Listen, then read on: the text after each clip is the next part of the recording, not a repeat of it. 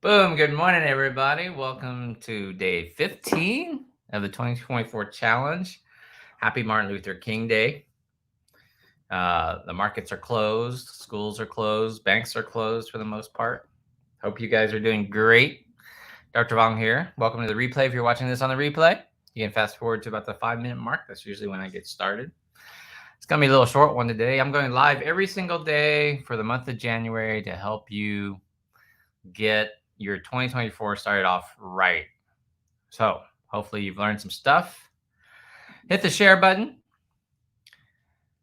Let's get more people in here. Let's get this thing rocking and rolling. Let me charge my laptop real quick. Plug it in. We usually have 100 people in here. Good morning. What's Chloe's real name? I'm assuming Chloe, like my daughter's name. Gina Gillis in the house. Anita Louise. Celia Rodriguez. What's up, girl? So you got to put up your pretty face in that Rose Galen. You got to put up your face now. All right. Sally Meadows, go to bed. Mary Beth Carswell, missed you in the tribe this morning.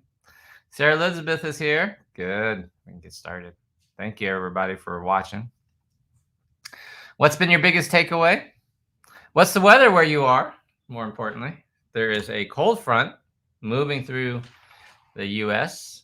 I'm in Houston, and it's 35 degrees outside, and going to get down to 25 tonight. That is cold for Houston, so Houstonians are freaking out. I'm just going to drain my house, drain the pipes. Don't need it. We're sleeping anyway. So tonight, when the freezing weather comes, I will have the house drained and all of the eating and cooking and bathing all done. We'll just sit, chill by the fire. I've got a fireplace going right now. Fire in the fireplace going. Honey Campbell. Oh, wow. Look at that picture of Frida Kahlo. That's nice. Very good, Carrie Taylor. Good morning. If your profile says Facebook user, you need to just give StreamYard permission. Michelle O'Connor, see you in the tribe. Had PT. Good. Thelma. All right. 58 in Florida. 20s in Utah. There's a lot of 8 degrees in Hobbs. Wow. A lot of snow coming through. Long time, man. I'm going live every single day. Jose, thank you. We got more to come. Thank you for coming back, everybody. Lori Gore from Columbus, Ohio. Clear now. Walk and work. Ooh, minus 34. Shit, man. -5. Tess up in Detroit. Man, your Lions won a playoff game. 70 degrees. -30 wind chills. Wisconsin. Dude. -8 in Illinois. What part? Greenville, see? Cold. Oh, look at this. I told you I'm internationally famous. We have a Norwegian here. It's at -17. Yikes. All right, that's on my bucket list to go to Sweden and Norway. 2 lives a day for you. That's it. That's the goal, man. Wow. We're 65. We're almost up to our 100. 18 degrees in Oregon. Good. That's cold for San Francisco. 45. Paul's back. Good morning. What's the weather? Yes. Burr. M. DeVille asking Stanford to give it to us. Okay. So we got about a minute before we go live. I mean, we are live before we start to talk. So what's been your biggest takeaway? 15 days. What's been your biggest takeaway, lesson, understanding? And then tomorrow, someone remind me, tomorrow I'm going to ask you, what have you been doing that's differently? What have you been doing differently? Glenn can't wait. If you need some solar panels, talk to Glenn, man. Change your life. I put solar panels up on my ranch, man. It was nice. Canadian, there we go. See, I told you I'm internationally famous. NB, is that New Brunswick's? Man, we love us some Prince Edward Island oysters. Delicious. That's on my bucket list to go. Risha, what's up? Journaling. Lori. Eileen Martel, welcome back. Mason's Mantras, changing my life. That's awesome. What have you learned from watching Horseshoe Bay? Very nice. New Brunswick. That's what I meant, New Brunswick. New Brunswick is a town in Texas. Yeah. You versus you. That's right. All right. What have you learned? Ooh, nice. That's not good. Journaling and understanding what I really want. That's nice. Yes, Paul. Gotta get to what you really want, mofo. What do you really want? It looks like I have, there you go, Glenn. You're welcome. If you live in the New Jersey area. Oh, man, your bills. I tell you what. It looks like I'm having a low connection. There you go. The problem is me, and I am the solution. That is yesterday's talk. Yes. What has been your biggest takeaway? I'm waiting for this slow connection to clear up. Here you go. Thomas got on a Whole Foods emails and Instacart subscription, more vegetables and less meat. That's good. Searching within to accomplish my worthy goals. Make sure your goals are worthy of you, for sure. It's your life after all. It's your life after all. You know what I mean? I serve East Coast, Texas too. Really? Wow. Okay. Did not know that. So I'll edit these videos down some eventually and put them up on YouTube. That's shorter. Not being average.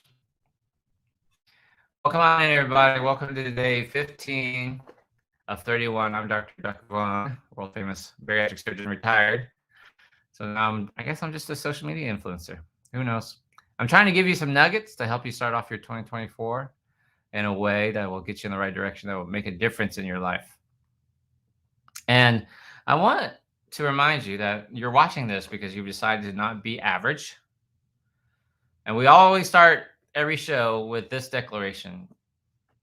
Put in the comments section if you have decided to not be average for 2024. Remember, average Americans are overweight. 2/3 of Americans are overweight.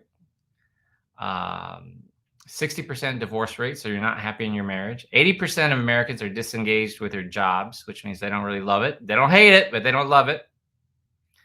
And most Americans are living paycheck to paycheck and can't afford a $500 emergency. So that's what being average has gotten you. Okay?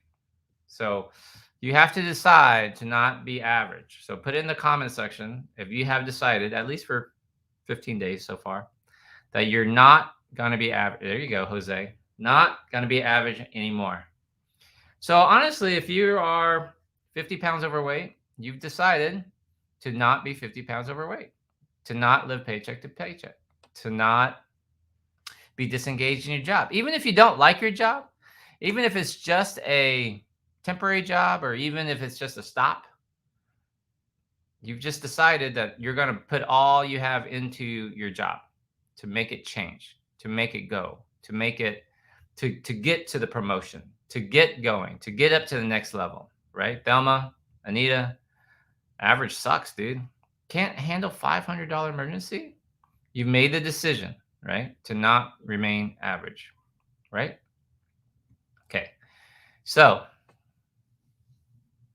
that means to not be average, you need to get yourself a journal. And this is a simple journal. This is $1, $2 at Walmart. And all you got to do for 30 seconds, y'all, 30 seconds every day, just write, I am grateful and thankful for blank. And the blank is your goals, what you want in the future, but you want to write it in the present tense. So let's say you have $1,000 in the bank account and you wish you had $10,000 in your bank account. You would write, I am grateful and thankful for $10,000 in my bank account. Not more money, not to pay off my bills. I mean, you want to be specific. I am grateful and thankful I have $9,995.86 in my bank account. Even though in your bank account right now, it might be red. It might be $1. It might be $5. You write what you want. Okay? As if you already have it. So let's say you currently weigh 250 pounds and you wish to weigh 195. I'm grateful and thankful I weigh 195 pounds. I'm grateful and thankful that that I'm walking without a cane. Okay. Oh yeah. You can also get my Curves to Confidence journal. I have 5 different journals. This is one. I have a cat themed one. I have a dog themed one. I have one on anxiety. I have one for busy moms. Um, and you can get it on Amazon. That's exactly right. So this is a good one. Passive income. I'm grateful and thankful. My passive income is $200 a month, $500 a month, $1,000 a month, whatever. I'm working on an Amazon influencer program that I will grow to $1,000 a month, eventually $3,000 a month, and eventually $10,000 a month. $10,000 a month, eventually. Did I forward it? Sweetmundane.com. That's the name of my website. All right, test my cat just arriving time. I should do that car. All right, Craig Wilson's caught up. Finally, awesome. So give yourself the gift of 30 seconds of writing what you want as if you already have it, number one. Number two, you're going to try to meditate. And all you do when you're meditating is sit and still. You don't have to cross your legs. Even if you're sitting in a chair, just put both feet on the ground and just breathe in, breathe out. And just focus on your breathing in and your breathing out. That's all you have to do. Focus in on breathing in, breathing out. Now, I will tell you, 5:30 this morning, I woke up. No particular reason. I just woke up. Started a fire in my fireplace because it was cold outside. And I said, I'm going to meditate. I breathe in, I breathe out, I breathe in, I breathe out. And next thing I know, I wake up and it's 7:30. You know? So, oh, Amy, I will. They just did an update and for $1. So I ordered the new materials. And when I get all that done, just go to Amazon.com or sweetmundane.com. You can go to Amazon.com and just look up my name. $10,000 is a lot of money. No, it's not. No, it's not. There are 6 faculties for paradigm shifts, not 5. So some days most days you're just not going to have a great meditation. That's all. Right? Now, today I want to talk about why your life is the way it is. And I've been talking a lot about things I've learned from Bob Proctor. He just recently died like a year and a half ago from COVID, of all things. And we've been studying him in my private paid group, which is not open, by the way. You can't get into my private group. And he's a big, big teacher on paradigms and why life is the way it is. And he's broken it down to just very simple things. Why do you think the way you think? And so, what we're talking about today, for example, is when you're born, you don't have a conscious mind. Now you're conscious, you're awake. I mean, you're breathing on your own. By the very definition of being alive, you're alive, right? When you're born. But what he says is you have this subconscious mind. You're not aware of it. And it's an open bowl. It is open and you can pour anything you want into it. Problem is, we fuck up babies. Babies come out perfectly. We take them home and we say shit like, this is my beautiful child. This is my problem child. This is a crybaby. This baby wants to be held. And you're pouring all of this information into this baby's bowl that has no filter. It cannot stop it. It hears stuff, right? By the way, what's your earliest memory? How old are you at your earliest memory? And some of y'all gotta laugh at me, but I really don't remember much before 6. I remember I got to the United States. I was 6 after a refugee camp, and I got to the United States in March. I know because my dad's birthday is March 15th. It's not his real birthday. See, Asian people, Vietnamese people don't have birthdays. We all change. We all get a year older on New Year's, on Tet. And so my dad's birthday is March 15th. And it's that date is because that's the day that we went through. Is this interesting? That's the day we went through.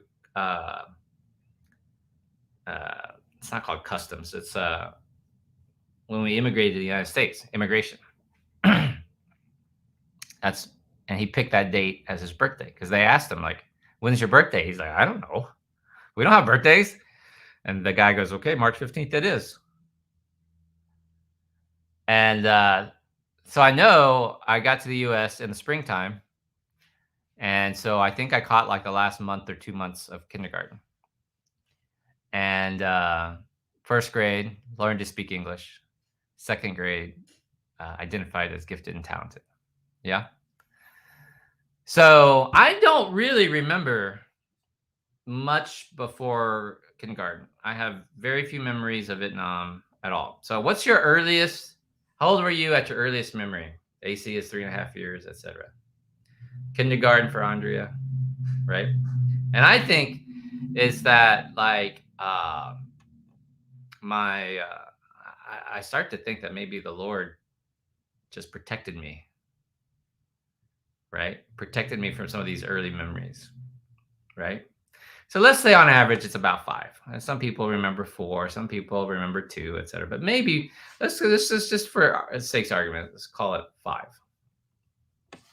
So for 5 years, your grandmother, the preacher, the television has been dumping information into this big bowl called your subconscious mind. And it's subconscious because you don't remember it, right? Because your earliest memory on average is 5, right?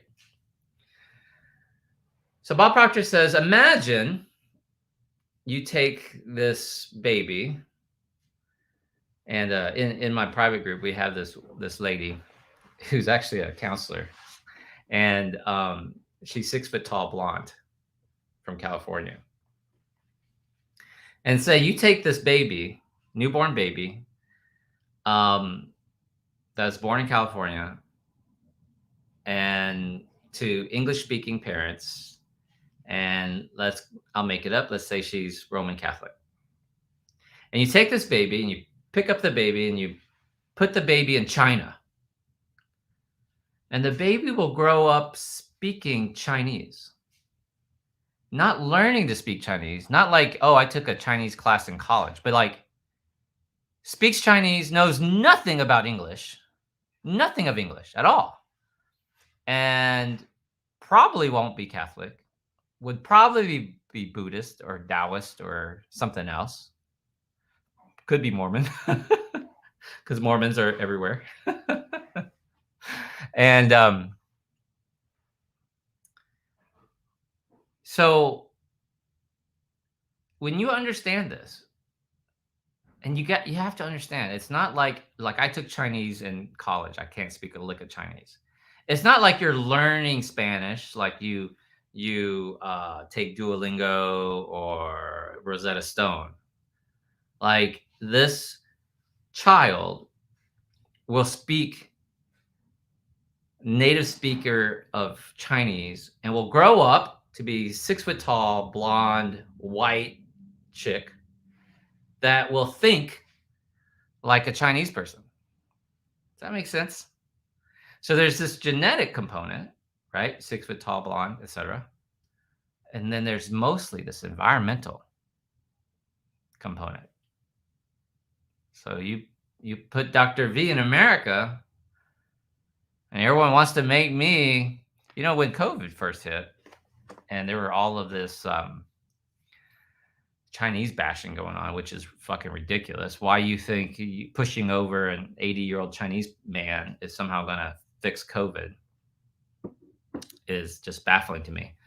But I said to Eric, I'm not showing this face out in public anytime soon, because they can't tell the difference between Vietnamese and Chinese. And the last thing I need is some idiot to ram their car into me because they think I brought COVID over. I don't know. And it's funny because for all practical purposes, I think like an American. I am an American. I have an American citizenship. So people go back to the country you came from. Like, okay, you first, mofo, you go back. See, this is how people think.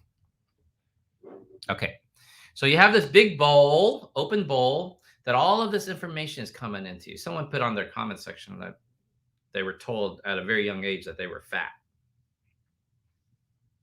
Well, that's in your subconscious. So that's in your conscious mind.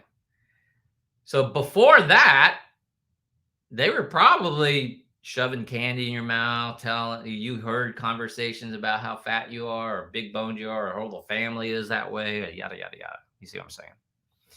Or that you're not good at math, or that money doesn't grow on trees, or that it's hard to lose weight. Think about this. What if it's not hard to lose weight? Not hard for me. Dr. V, it's just not hard for you, but it's hard for me. Why? Why do you think that? If it's possible for me, then it's possible for you. If it's possible for any of us, then it's possible for you too, right? So what if it's in your unconscious mind and you just don't know it? So all of these thoughts that your parents, your teacher, television, Cosmopolitan magazine put in your head, these are called paradigms. And paradigms are thought patterns, thinking patterns that control your habitual behavior. And problem is most behaviors habitual. So most of the behavior, most of the choices you're making, most of the things you're doing, the actions you're taking, the way you drive, if you drive fast, if you drive slow, if you drive cautiously, if you live in a big city, if you live in a small town, if you live out in the country, those choices are controlled by unconscious choices. Like you're not aware. Okay. So then around 5 or 6 years old, this open bowl gets a lid on it. And it gets pushed down into your unconscious. And now you're conscious. Now you're aware. You have your first memories. And you develop what's called a conscious mind. And now you're aware. And it's all of these inputs that you're aware of, your 5 senses, right? Sight, hearing, smelling, touch, seeing, etc. And so if you're average, right? Every fucking day, the TV's on. You wake up and the TV's on. You're watching the news, weather report, traffic report, what happened last night, bombing, shooting, murders, and that's all going into your brain. And then you might think like, oh, I don't want to live in a big city. It's dangerous, scary, traffic. Who would deal with traffic? If you know where to drive in Houston, I deal very little with traffic, especially now with GPS. It reroutes you to like take the shortest route, like avoid the traffic jam. But people might still live that way and will still argue and say like, oh, I don't like big city. I just don't. Okay. Like I have a 1,700 acre ranch with 2 miles of river. I mean, I have remote. I'm looking at buying this bed and breakfast in the mountains so I can have mountains. I grew up in a small town. I went to college in Houston. I went to med school in College Station, Texas A&M, which is a town of about 100,000 people. So I've done it all. Doesn't bother me. So that part of my paradigm is like, it's not affected. I can live anywhere. I've talked about moving to Australia. I've talked about moving to Costa Rica. I want to move to Portugal. I've never been to Portugal. I love to travel. Anyway. So around age of 5 or 6, you get a lid put on top of your bowl. And now you develop the top half of the bowl, which is your conscious mind. It has these inputs. And your whole life, you're growing up seeing things. You're hearing your parents fight about money. You're hearing your broke teachers talk about politics, government. You gather on Sundays, you see the grown men arguing for or against the Cowboys. And you love them or you hate them. And you start developing these ideas. Problem is, write this down. Most of your decisions are unconscious. See, we think that we actually, no, Dr. V, I'm a badass. I make these decisions. No. Most of your decisions are unconscious. And you don't know what these paradigms are because they are in your unconscious mind. That's what that means. Okay? So now you have these paradigms that control your choices that show up in your body. Now listen to me. Your thoughts, write this down, somebody, so I can pop it up on the screen. Your thoughts make its way through your body and shows up as feelings.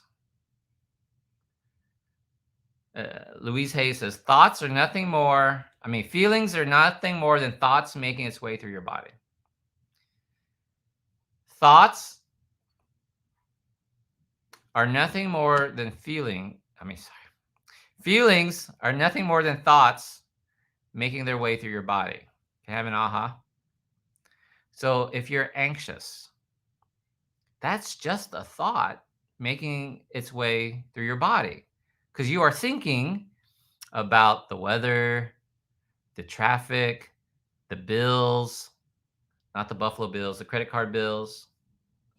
Are you going to be able to pay tuition? Okay. Your thoughts, feelings are nothing but thoughts making its way through your body. So when you sit there and you say, I have anxiety, Dr. V, really bad. I said, no, you have bad thoughts. Not to dismiss anyone's depression or anxiety or stress levels. You just have to understand that feelings are nothing but thoughts making their way through your body. Thank you.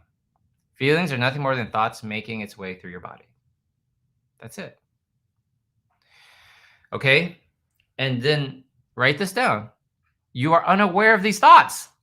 Most thoughts are in your paradigms, in your subconscious mind. That's why you want to bitch slap me when I sit there and go, dude, your anxiety is nothing more than just bad thoughts. Like, no, Dr. V, you don't understand. I really have bad stress. I had someone, I said to somebody, depression is really just your thoughts going crazy, You don't understand depression. No, I understand it really well. I've had it back in college, right? Like, I didn't feel loved. I didn't feel like I fit in. I sat on the couch for 2 weeks watching The Godfather 1, 2, and 3. You know it's bad when you watch The Godfather 3. That shit's horrible. I can quote The Godfather left and right.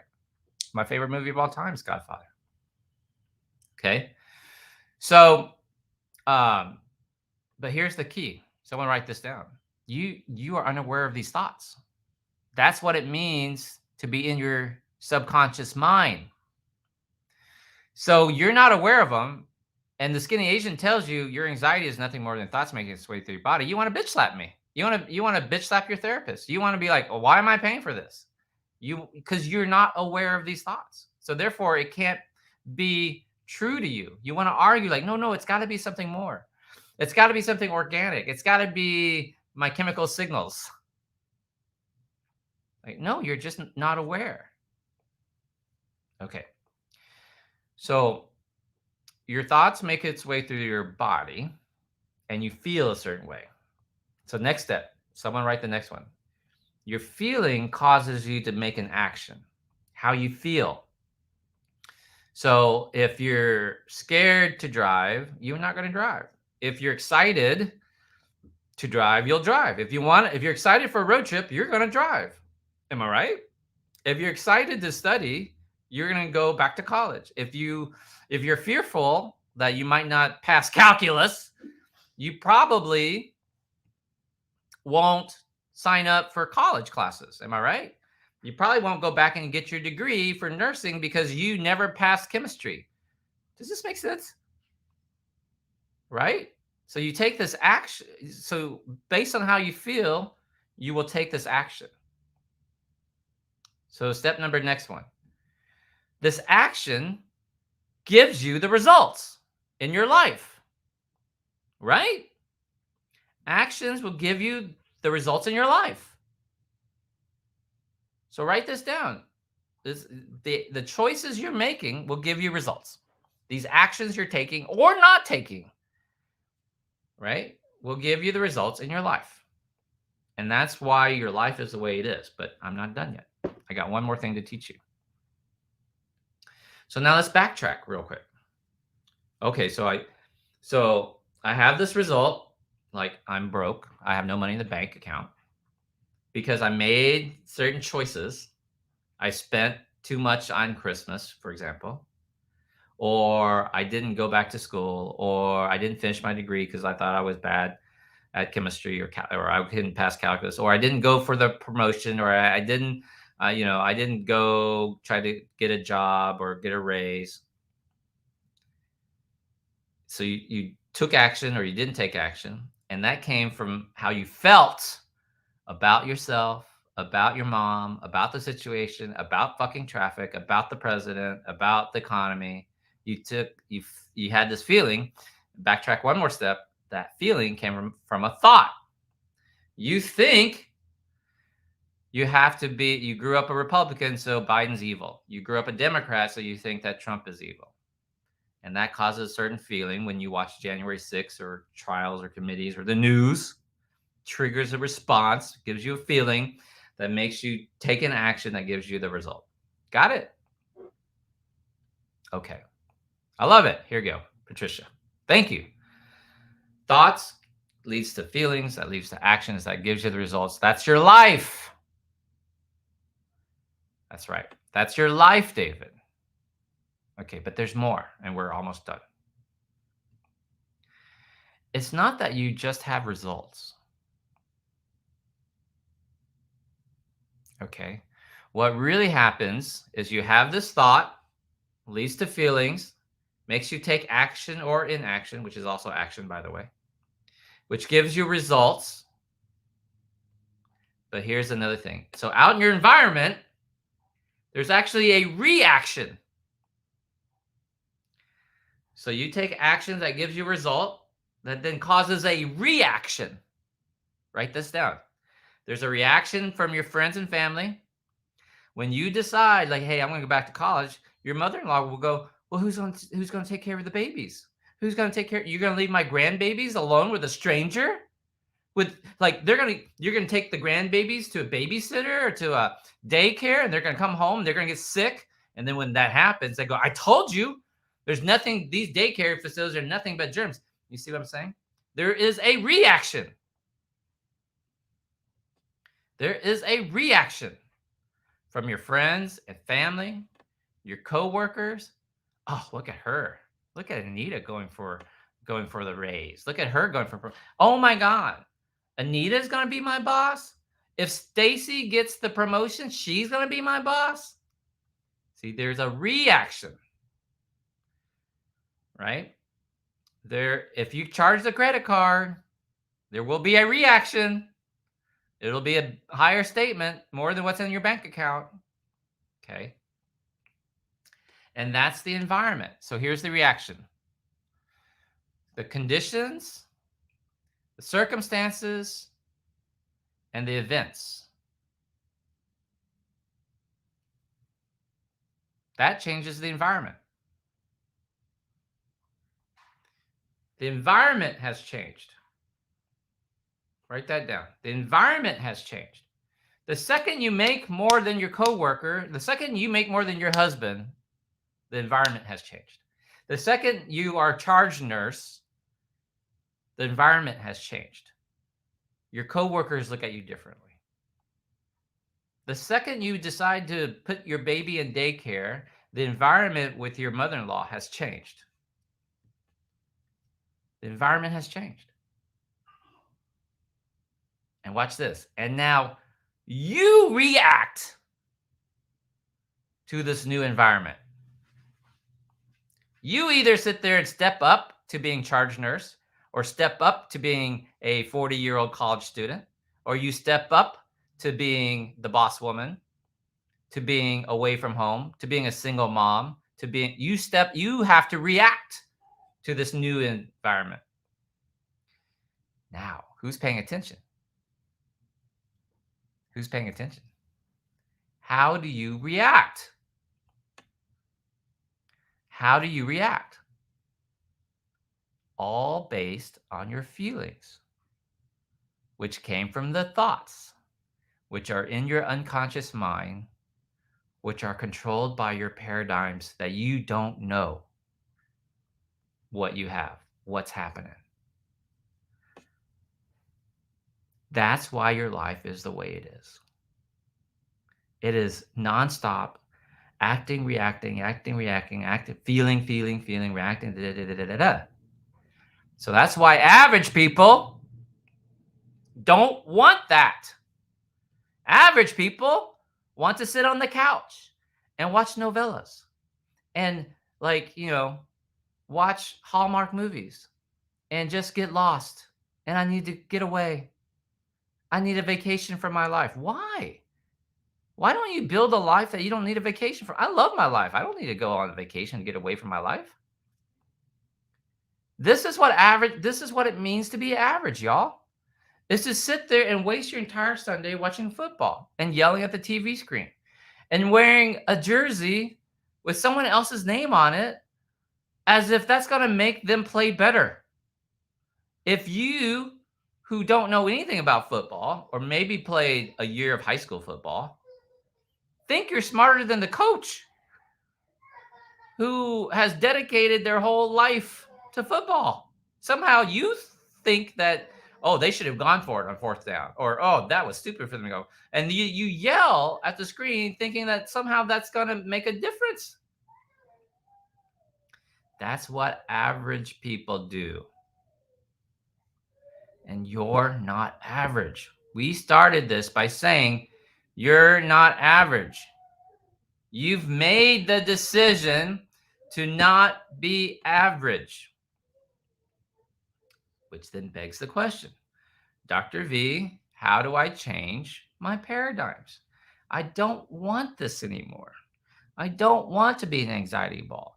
I don't want to live paycheck to paycheck. I would love it if I had passive income. I would love it if I had $1,000 passive income a month. What do I do? How do I change? So here's the question. How do you change something you're not aware you have? If you know it, then it's conscious. It's not unconscious. So if you know your problem with your weight is because your mom and dad made you sit and clean your plate when you're a little kid, that's not the fucking problem. If you know that they teased you for being fat in high school or middle school, that's not your problem. That's not the paradigm. That's not what you have to change. You are already aware of that. So now you're just being stubborn. You're just not willing to change. You see what I'm saying? So how do you change something you are not aware that you have? You don't know it's there. So who remembers the 6 higher faculties that Bob Proctor teaches you about? See, if you're aware that you spend more than you should, that's not the problem. The problem is you keep spending more than you make. And you're aware of that. But that's not what you have to change. So I am going to write the answers for the 6 higher faculties that you have to use to change. Okay? This is what Bob Proctor teaches. I just want to know who remembers what they are.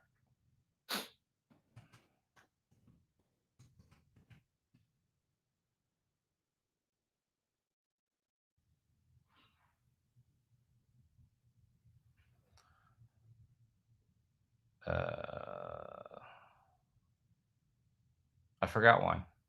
Hold on. I better edit this out. I forgot one. No.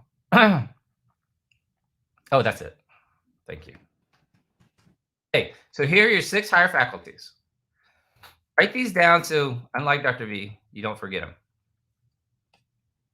In order to change your paradigms, you have to work on these 6 higher faculties. So the 5 senses are what average people use. Sight, smell, see, hearing, touch, taste, right? That's what average people do. They watch the news. They read trash magazines. What you have to do to change your life is to work on these 6 higher faculties. Perception. If you still think that one man or woman controls the price of gas, and if you voted them out of office, that somehow the price of gas would go down, your perception is wrong. Your life will suck because how you perceive things is wrong. If you really think that finding 13,000 additional votes is going to somehow change the entire election results when you've lost in 6 other states, your perception is wrong. And if you think that marching on the Capitol is somehow going to save democracy, you're doing the opposite. If you say you are for the men and women in blue and yet you hit them over the head with a flagpole, your perceptions are all wrong. Your life sucks because you can't think straight. Also, if you think your hero and savior is an 84-year-old stammering guy who looks like he could croak any moment, it's like, trust me, I'm not political. I don't lean either way, really. I'm more about not being a dick, like helping people than hurting people. Okay. So just like I'd rather you not bomb Palestinians, but I would rather you not bomb Jews either. Like, anyway, you get the idea. So perception, will. You got to will this to happen, willpower, etc. Imagination. This is what really changes your life. This is what my daughters do really well. You fantasize, you imagine a life. So I imagine, Eric and I have been talking about buying this bed and breakfast in north of Santa Fe, New Mexico. And I'm painting this picture of how it's going to be, what it will look like after remodeling, how the kids will grow up, how they will run and play, how they will swim and fish in the river, how they will learn about biodiversity and life and plants. And we have wild turkeys, not the drink, but actual wild turkeys walking through our land, and coyotes and bear and elk and a mountain lion every now and then. Memory. How do you recall what you grew up? How do you, not even what you grew up, but what did you do last week as a boss that made them hate you or criticize you or love you? That was good or bad. Reason. College teaches a whole subject matter. It's called logic. You can major in reasoning. And then your gut instinct, intuition. Something tells you that this guy is cheating on you. Your boyfriend's cheating on you. Do you pay attention to it or do you ignore it? I mean, she looked clean, Dr. V, and now you have syphilis, dude. I don't know what to tell you. More tattoos than teeth. Is the guy at the end of the bar, does he have more tattoos than teeth? You probably should pass. That works all the time in Illinois, by the way. If they have more tattoos than teeth, you should pass. If he has an ankle bracelet, you should probably pass. You should probably not introduce him to your kids. If he still lives with his ex-wife, we are about to divorce, but we're still living together, it's probably not a good idea. Probably not a good idea. I'm just saying. Follow your intuition. Now listen to me. You must admit, put truth if what I'm about to say is the truth. Inside your heart of hearts. Inside your heart of hearts. When it's quiet, when the lights are off, when no one's looking. And you have to admit it. The truth is, it is easy to lose weight. Right? Put truth. If you're finally tired of the bullshit, like you've been playing with the same 200 pounds, 250 pounds, 20-pound yo-yo dieting, and if it's dark and it's quiet and you had to be honest with yourself, you'd be like, yeah, I'm just not doing the right things. I'm just not eating right. I am snacking. I am eating junk. I am fast food, candy. Okay. You have to admit the truth that one, it really is easy to lose weight. If I would just do what Dr. V says, if I would just eat more salads, have more green smoothies, I don't have to count calories. I don't have to number. I don't have to buy a program. Number one, you have to admit that it's easy to lose weight. Number two, you have to admit that money is not the root of all evil. You need money to buy these groceries, to keep your lights on, to put gas in your car. Money is not the root of all evil. And then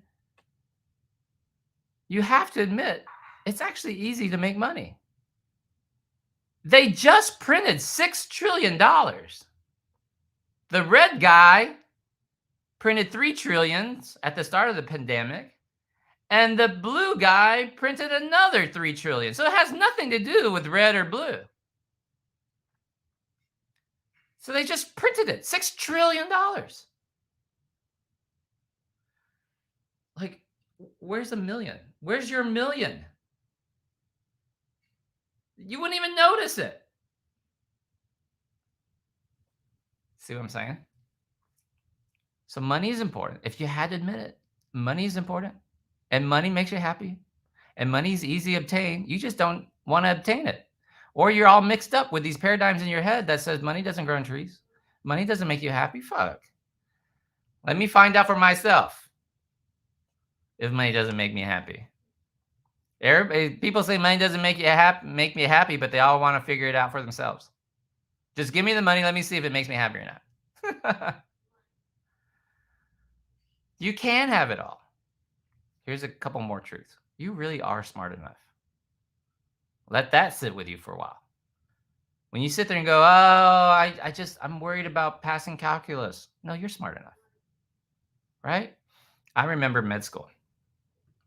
I was getting into med school. And everybody's nervous, right? First week of med school, you're like, oh my God, everyone tells you how hard it is, how much reading you're going to have to do. And I had this he was a vice president of the school, med school, come and welcome us and talk to us. And he said, welcome to the med school class. Congratulations, future doctors, yada, yada, yada. And he goes, I want to tell you something. And he opens up this PowerPoint. Here's the cost of training a doctor. Cadavers, the building, yada, yada. It costs the state this amount of money. I can't remember the exact number to create a doctor. It's expensive. It's something like $1 million per doctor, something like that, when you add it all up, right? And he goes, so we have a lot of money invested in you. The state has a lot of money invested in you. They want, and then they know that if you have a doctor, then the communities get better, right? Every community where there are doctors, it gets a bigger tax base. There's a hospital that makes nurses, that makes, you need MAs, you need phlebotomists, and then you need better schools because doctors don't want their kids to go to shitty schools, right? So now you have better schools, better principals. It grows the entire community, and then eventually you have lawyers, right? So they know that if you have a doctor in community, the community grows. So then this vice president says to the class, and I won't forget this. He said, so it's in our best interest to see you graduate. He goes, don't worry. Like, you're not going to flunk out of med school. We will do everything we can to keep you in med school. That includes taking a month off if you're stressed out, or taking a semester off, or coming back. We will get you extra tutors if you're struggling in a particular subject.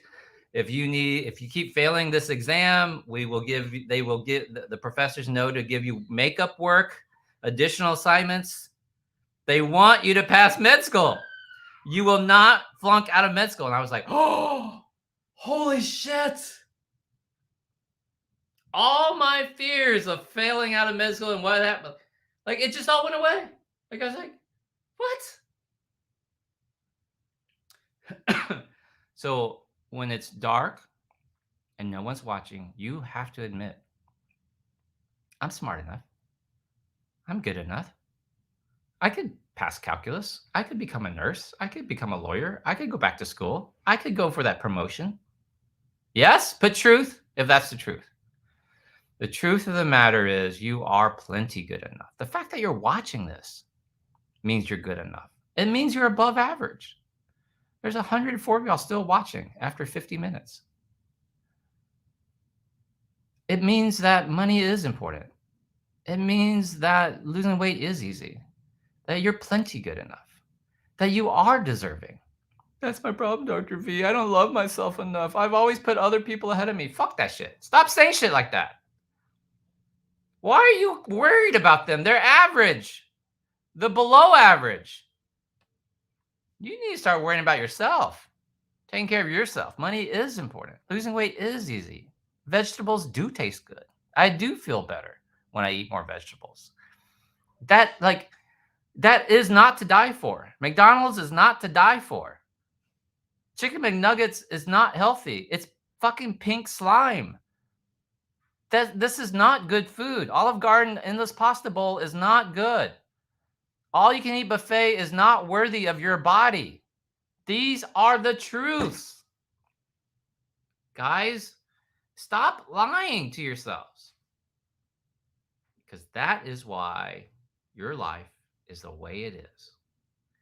You've been lying to yourself your whole life because of these fucking paradigms that somebody, your mom, your dad, your teacher, your high school counselor, your priest, your preacher, your lawyer, they've been putting in your head since you were little that you're not aware of.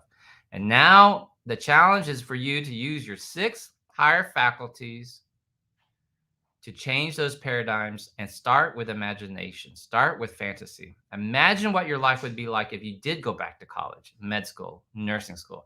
If you did move across the country, left your stinking negative family, left your abusive husband, made more money, went for it, went for the promotion. That's why and how your life changes. When you start to imagine a much better life. When you give up this fucking notion that you would look sickly if you were 160 pounds. Girl, you're only 5'2". You'd still be overweight. I'd look sickly if I got down to 150. No, you would not.